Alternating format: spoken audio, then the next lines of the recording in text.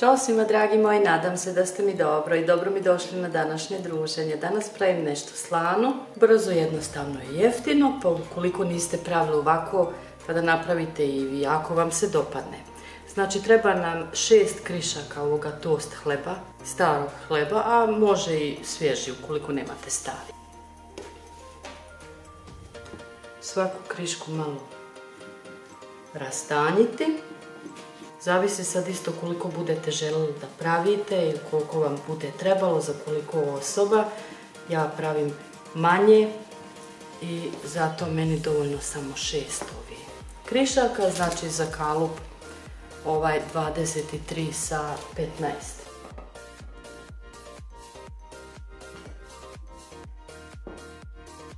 Pa mi treba 6 komada jaja, malo ću staviti vegete, sasvim malo mlijeka, to sjediniti.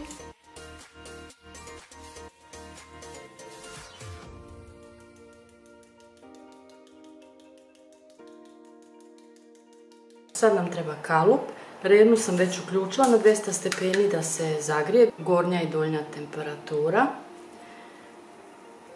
To vi isto možete uraditi u momentu, znači zato što sam pripremila sve. A šta sam sve pripremila, to ćete vi vidjeti u toku. I pri tome ćete isto moći sve da pripremite i onda jednostavno kad dođe vrijeme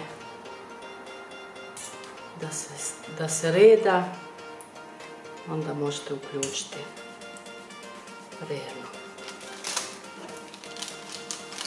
Znači jedno pored drugoga, meni taman stane. I ovo su 4 porcije, znači to je jako izdašno, vidjet ćete. A ovdje sam pripremila jedno 300 grama sira, slanoga, kravljeg, koji se koristi za pite. Naravno da vi možete to sve po vašem ukusu i manje.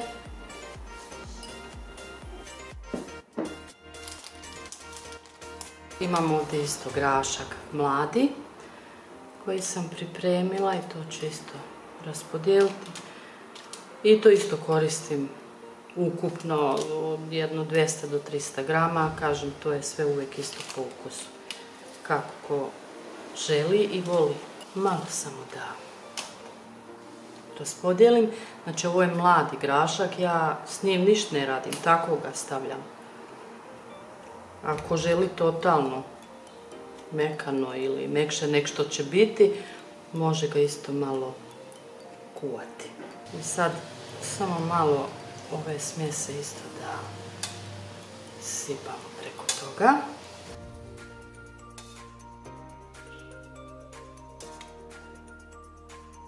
Eto, znači nešto se prelije preko.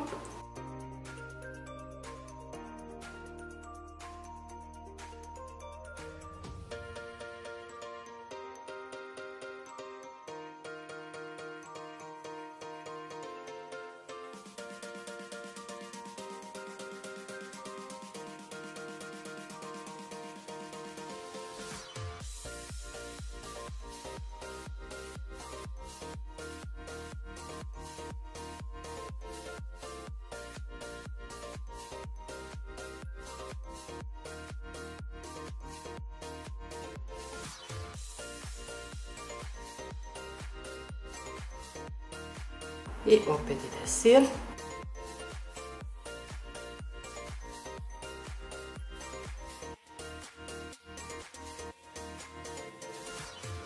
Malo ću ostaviti grašak.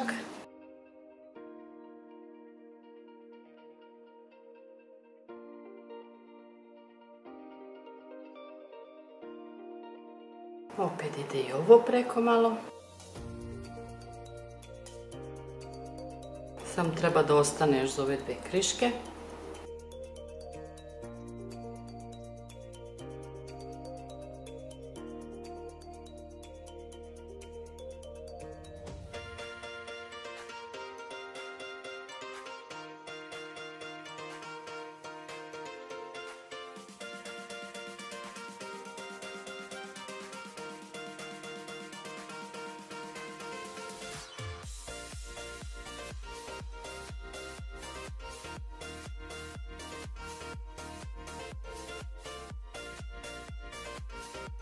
Sad ovdje, ovo što sam ostavila jednu dobru kašiku, malo više ovoga sira. Tu ću dodati kisele pavlake, pa 3 kašike dobre. Malo ovog italijanskog začina.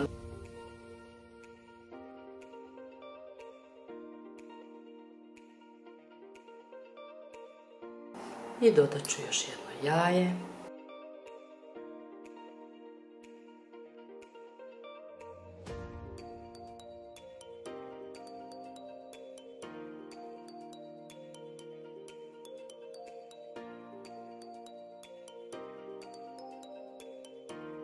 Preko toga ću jedno možda 80 ili 100 grama rendane mozzarele i onda ide da se peče. Znači rednu smo uključili na 200 stepeni da se zagrije. Nakon 35 minuta je ovo gotovo pečeno. Eto, sad samo malo još da ostoji i možemo poslužiti. Nakon 1-2-3 minute, čim ovo spadne, možemo već i da vadimo.